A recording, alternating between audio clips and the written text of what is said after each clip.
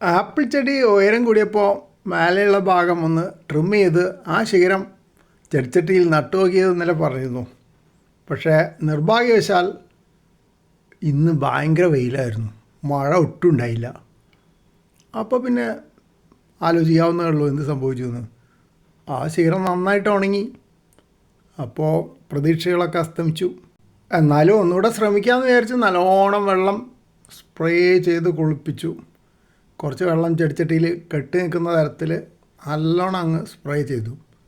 വല്ല പ്രതീക്ഷയുണ്ടോ നോക്കാം. ഇനിയിപ്പോൾ കുറേ മഴക്കാറൊക്കെ കാണുന്നുണ്ട്. നാളെയൊക്കെ നല്ലോണം മഴ പെയ്യുകയാണെങ്കിൽ ഒരുപക്ഷെ എന്തെങ്കിലും പ്രതീക്ഷയ്ക്ക് വക ഉണ്ടാവുമോ. ആപ്പിൾ ചെടി കയ്യെത്താവുന്നതിലും ഉയരത്തിൽ വന്നപ്പോൾ ഒന്ന് ട്രിം ചെയ്യണമെന്ന് തോന്നി. അപ്പോൾ ട്രിം ചെയ്തെടുത്ത ശിഖരം ഒരു 23 ഇഞ്ച് ചെടിച്ചട്ടിയിൽ കുഴിച്ചിട്ടു. അപ്പോൾ ഒരു ചോദ്യം, ഇത് മുളച്ച് വരാൻ അഥവാ പൊടിച്ച് വരാൻ സാധ്യത ഉണ്ടോ?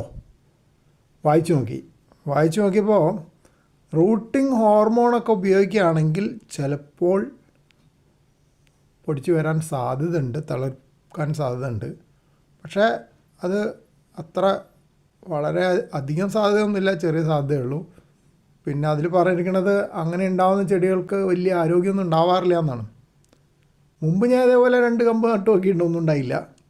പിന്നെ ലെയറിങ് ചെയ്ത് നോക്കി, അതും വിജയിച്ചില്ല. പിന്നെ ഇപ്പം എന്താ വീണ്ടും ശ്രമിക്കുന്നതെന്ന് വെച്ചാൽ, ഞാൻ ഈ ഇടയ്ക്ക് വായിച്ചു ആപ്പിളിന് ക്രോസ് പോളിനേഷൻ വേണം, എന്നാലേ ആപ്പിൾ ഉണ്ടാവും. ഒന്നാമത് പൂടുമെന്ന് തന്നെ അറിയില്ല. ഈ നാട്ടിൽ ഈ ചൂട് സ്ഥലത്ത് എങ്ങനെ ഉണ്ടാവുമെന്ന് എനിക്കറിയില്ല. സാധാരണ നല്ല തണുപ്പുള്ള സ്ഥലത്താണല്ലോ ആപ്പിളൊക്കെ വളരുക. എന്തായാലും പരീക്ഷണങ്ങളാണല്ലോ. അപ്പോൾ 2 ചെടി വേണം മിനിമം. അപ്പോൾ ഇനിയിപ്പോൾ ആ നഴ്സറിയിൽ ഇപ്പോൾ പോയാലും ഒരു കൊല്ലത്തിലധികമായി. ഇപ്പോൾ ഇനി അവിടെ ആപ്പിൾ ചെടി ഉണ്ടോയെന്ന് അറിയില്ല, പോയി നോക്കിയിട്ടുമില്ല.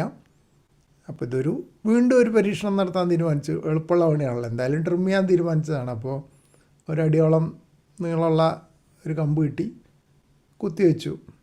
പിന്നെ ചെടിച്ചട്ടിയിൽ അടുത്ത് കാണുന്ന താമരയും, പിന്നെ ഉള്ളിൽ കൂടെ ശ്രദ്ധിച്ച് നോക്കിയാൽ അവിടെ ഒരു ഈന്തപ്പനയുടെ തൈയൊക്കെ ഉണ്ട്.